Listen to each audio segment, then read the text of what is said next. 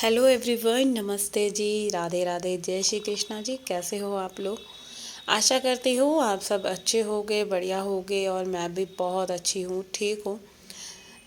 थोड़ा बहुत आराम आ रहा है मेरे को अभी, जो जैसे मेरी कई दिन से तबीयत ख़राब थी। तो आज जो है कि बच्चों के लिए बना रही हूँ मैं टिफ़िन में बंद गोभी आलू की सब्ज़ी मटर डाल के।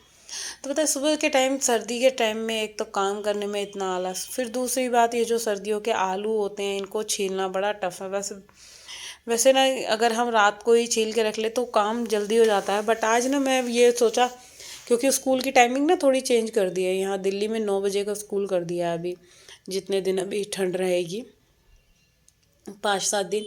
तो उतने में फिर वही था कि चलो ठंड का टाइम है, तो मैंने सोचा चलो अगर थोड़ा बहुत लेट भी हो जाएगा तो कोई फ़र्क नहीं पड़ेगा। तो यहाँ पे ना मैंने पूजा पाठ का काम अपना पूरा कर लिया, जो मेरा सुबह का रूटीन होता है, पूरे घर में झाड़ू वाड़ू लगा के, पोछा लगा के, अपना कान्हा का स्नान वगैरह सारी चीज़ें करके, फिर यहाँ मैंने सब्जी कट करी है जल्दी जल्दी से, क्योंकि मेरे को टिफ़िन रेडी करना है और बच्चों को स्कूल भेजना है। दोनों ही जाएंगे, कार्तिक थोड़ा सा लेट जाएगा, डुगू 9 बजे जाएगा और कार्तिक 11:30 जाएगा। तो मेरा ये था कि मैं सब्जी वगैरह बना के इनको पराठे दे दूँगी और फिर मैं उसके बाद जिम चली जाऊँगी। तो मैंने दोनों बच्चों को उठा दिया है, मैंने कहा उठ जाओ, वरना तुम नहीं उठोगे तो मैं लेट हो जाऊँगी, क्योंकि देखो जाना तो है ही इन लोगों को स्कूल। तो मैं यही सोची थी चलो उठ जाओ, कोई बात नहीं, आधे पौन घंटे में क्या ही फ़र्क पड़ता है। और जब ये लोग को नाश्ता या टिफ़िन वगैरह मैं इनका पैक कर देती हूँ ना, तो फिर मैं एक टेंशन फ्री हो जाती हूँ। एक तो सर्दी इतनी हो रही है ना कि बस मन ही नहीं करता कि रजाई कंबल छोड़ो। मगर घर की जब रिस्पॉन्सिबिलिटी होती है ना, तो भाई अच्छे अच्छों की नींद जो है उड़ जाती है। अच्छे अच्छे इंसान जो है, जिस टाइम हम उठ रहे होते हैं ना, उस टाइम तो पता नहीं कितने लोग ड्यूटी पे निकल जाते हैं 6 बजे तक अपने अपने ऑफिस। और गवर्नमेंट स्कूल तो 7 बजे, 7:15 चालू हो जाता है, तो वहाँ स्कूल में टीचर्स पहुँच जाते हैं। तो मैं वही चीज़ कह रही थी कि हमारे को तो सिर्फ घर घर का देखना है, और ठंड है तो ड्यूटी करने वाले तो अपने ही, चाहे एक हाउस वाइफ की ड्यूटी हो या कहीं भी बाहर जाकर नौकरी करने वालों की ड्यूटी हो, तो वो अपने काम जो है इंसान परफेक्टली करता है, तो हम क्यों ना करें। तो मैं यही है कि हाँ, सुस्ती आती है, आलस आता है, इसका एक ही रीज़न है। देखो, माइंड का खेल है सारा, दिमाग का है। जब दिमाग पे आप प्रेशर डालोगे ना किसी भी चीज़ के लिए, कि हाय हमें घर की सारी चीज़ें देखनी है, करनी है, अपने घर को, घर के कामों को अपना सही टाइम से मैनेज करना है, तो उसके लिए आपको एक्टिव होना पड़ता है। तो वही चीज़ें हैं मेरे माइंड में घूमती है कि नहीं भाई, मेरे को भी जल्दी उठना है। अगर मैं लेट हुई तो कब मैं नाश्ता बनाऊंगी, कब मैं पूजा करूंगी, क्योंकि आधा पौना घंटा जो होता है ना, मेरे को पूजा पाठ के लिए चाहिए होता है। मैं मंदिर भी जाती हूँ। फिर अभी जैसे थोड़ा सा एक आराम ये मिल गया है कि जैसे फुली ऑटोमेटिक मशीन आ गई है ना, इस चीज़ का मेरे को बहुत फ़ायदा हुआ है। मैं क्यों झूठ बोलूँ, तो ये मशीन का ये है कि पहले अभी पानी में हाथ डालना पड़ रहा था, अभी फ़िलहाल नहीं डाल रही हूँ। हाँ, तो मैं एक चीज़ और कहने वाली थी, मैं रिव्यू बता रही थी ना कि फुली ऑटोमेटिक मशीन का, भाई मेरे को नहीं अच्छी लगी, सही बताऊँ। जो मज़ा हाथ से कपड़े खंगालने का है ना, वो चीज़ नहीं है। हाँ, ये है कि सर्दी में आपको आराम मिल जाएगा, बस इतना ही फ़र्क है। कपड़ों की तो बस आप, मैं क्या ही बोलूँ, मेरे को नहीं भाई, जैसे मैं अपने हिसाब से धोती थी या करती थी। बट चलो, ठंड में बचने के लिए सही भी है, क्योंकि ज़्यादा सर्दी में आप जितना मर्जी काम करते रहो। मैं तो औरतों के लिए बोलूँगी कि कोई हमें नहीं कहने आएगा कि हाँ तुम थोड़ा सा आराम कर लो, मत पानी में हाथ डालो। तो ये मशीन भी बड़ी लड़ झगड़ के, बड़ा मतलब स्यापा करना पड़ा है, तब जाके मशीन आई है। तो चलिए, अभी जो है मशीन आ गई है, तो थोड़ा सा काम मेरा हल्का हो गया है। तो इधर जो है मैंने आटा भी लगा लिया है, सब्जी भी कर ली है, और अब जल्दी से मैं पराठे बना देती हूँ। तो हाँ, मैं यही कह रही थी कि अगर सुस्ती आती है उठने में, फिर वही अगर दिमाग में हमारा रहता है ना टेंशन, कि भाई नाश्ता नहीं बनेगा, सफाई नहीं हो पाएगी, और फिर दूसरी बात, आप अपने लिए टाइम नहीं निकाल पाओगे। आप घर के कामों में, जो भी हम औरतें होती है ना, क्योंकि हमारी आदत ही ऐसी होती है, नहीं पहले हस्बैंड के लिए कर दे, बच्चों के लिए कर दे, सारी ज़िंदगी हम बच्चों का करते करते रह गए। जब बच्चे छोटे थे तो बच्चों को ये रहता था कि देखो, दो दो बच्चे हैं, या हमारे माँ बाप के चार चार थे, तो सुलाते थे कि नहीं भैया बच्चे सो जाएंगे तब उठ के काम करूँगी, बच्चों को सुलाना। और जिस टाइम बच्चे सोते थे और उस टाइम हमारे उठने का टाइम हो जाता था। जैसे छोटे बच्चे कार्तिक डुग्गू थे, तो पूरी रात रात के सोने का टाइम उनका क्या होता था, मेरे बच्चों को जैसे सुबह 3 बजे सो रहे हैं, 4 बजे सो रहे हैं, तो उस टाइम क्या था कि मेरा जो है उठने का टाइम होने वाला है। और आज एक टाइम है कि बच्चों को उठाना पड़ता है ज़बरदस्ती।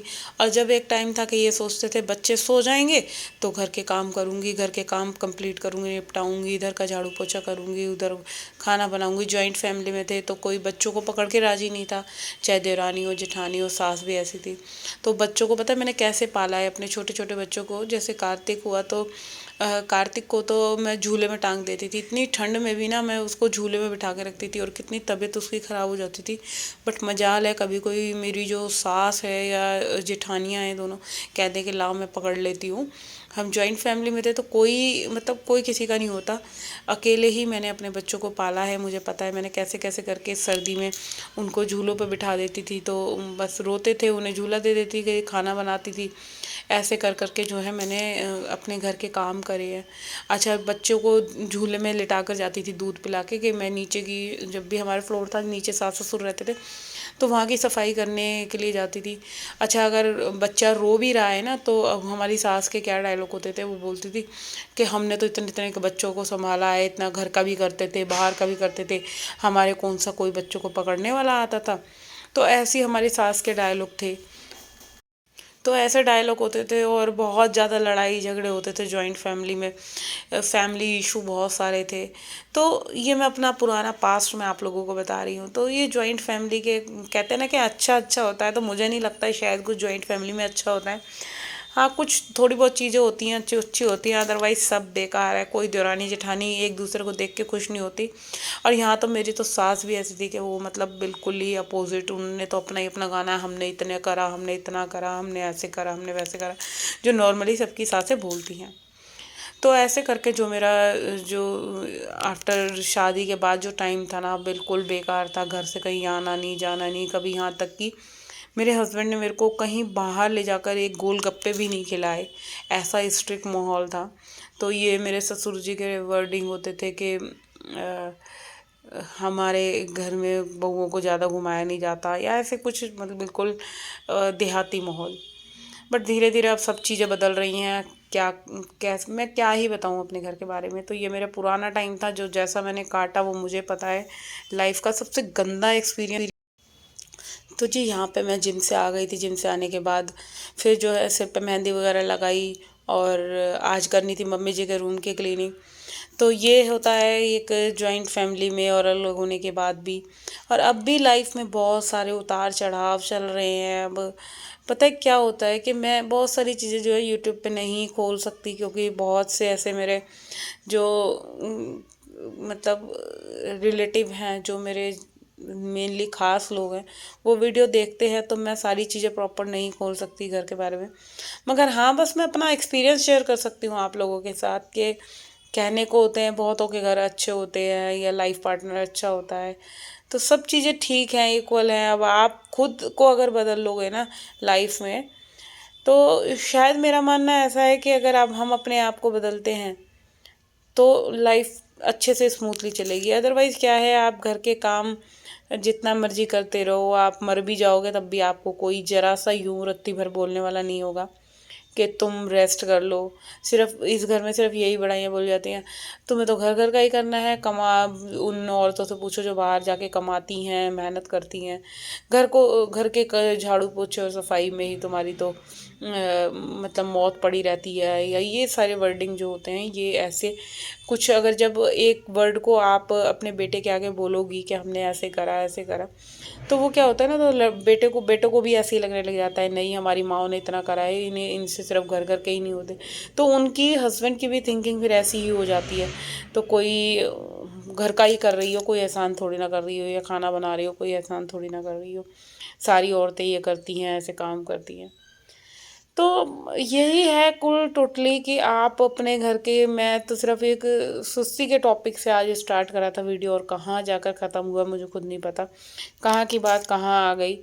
तो ये घर के जो मेरे साथ बीती है, मेरे को अच्छा लगता है, मैं आप लोगों के साथ शेयर करती हूँ जो भी मेरे मन में आती हैं बातें, अपना पुराना टाइम आप लोगों के साथ बिताने में, कि क्या क्या एक्सपीरियंस हुआ, क्या क्या कैसे कैसे मोटिवेट हुई घर के लोगों से धिक्कारने के बाद, या कैसे सबने अपना अपना जिसने जैसे भी चाहा अपनी तरह से मेरा यूटिलाइज़ करा, बोला उल्टा सीधा, बहुत शेमलेस ज़िंदगी जी है सबके साथ। मगर अब जो है मेरे को कोई फ़र्क नहीं पड़ता कोई मेरे लिए क्या बोलता है क्या नहीं बोलता, इसीलिए मैं यूट्यूब पे रहती हूँ, अपना वीडियो बनाई, जिम गई, अपने में बस। कोई अगर मेरे से हस्बैंड भी प्यार से बोलते तो ठीक है, नहीं तो अदरवाइज़ मैं अपनी ही चीज़ों में बहुत खुश हूँ। अपने आप को चेंज करके मुझे एक अच्छी अनुभूति हुई है।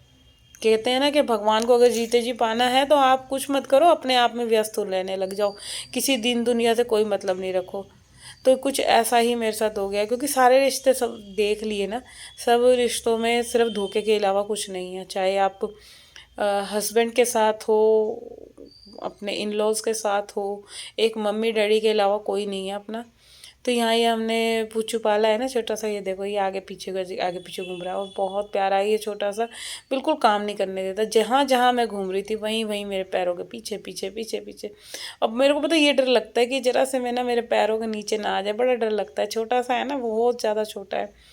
तो मैं इसको बाल्टी में बिठा रही थी, तो इधर बाल्टी में बैठ जा, बट इसने देखो इतनी चालाकी करी, इतना तेज बना ये कि मतलब ऐसी छलांग मारी, और ये जो है बाल्टी में से निकल के फ्लोर पे आ गया।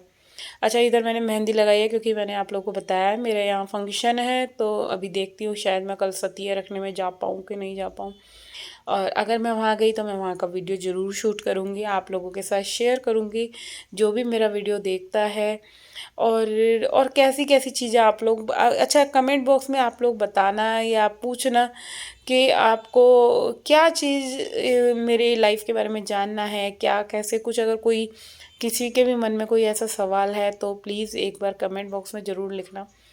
मैं अपने सारे एक्सपीरियंस आप लोगों के साथ शेयर करना चाहती हूँ, जो भी मैंने अपनी 17 साल की लाइफ में जिए हैं, झेले हैं, क्योंकि सारा टाइम एक सा नहीं होता। बहुत बेकार बेकार टाइम भी देखा है लाइफ में, और इतना बेकार देखा है कि मैं शायद बता भी नहीं सकती आपको। मगर हाँ, अब जो भी टाइम चल रहा है ना, मैं अच्छे से खुश होकर बिताना चाहती हूँ। मेरे को अब ना फ़र्क नहीं पड़ता कौन मेरे लिए क्या कह रहा है क्या नहीं, क्योंकि जितना दुनिया वालों की बातों में आप घुसोगे ना, बहुत दुख होता है यार। कोई ज़रा सी भी किसी की बात सुन लो ना, कोई मेरे लिए ऐसे बोल रहा है, तो इतना मेरे तो आँखों से आंसू बहने लग जाते हैं। तो इन्हीं सब चीज़ों से मैं अब दूर रहने लग गई हूँ कि अपने में मस्त रहो ना, ठीक है, किसी से क्या ही गिला शिकवा करना। तो चलिए फ़िलहाल मैं आज के वीडियो को यहीं पे एंड करती हूँ, और होप करती हूँ अगर मेरा वीडियो थोड़ा बहुत भी अच्छा लगा है ना, तो वही चैनल को सब्सक्राइब कर दो। सबसे पहले जल्दी जल्दी से मेरे चैनल को सब्सक्राइब करो, वीडियो को लाइक कमेंट शेयर करना ना भूलेगा। और कल मिलूँगी आप लोगों से एक और नए दिन के साथ। जब तक ले बाय बाय।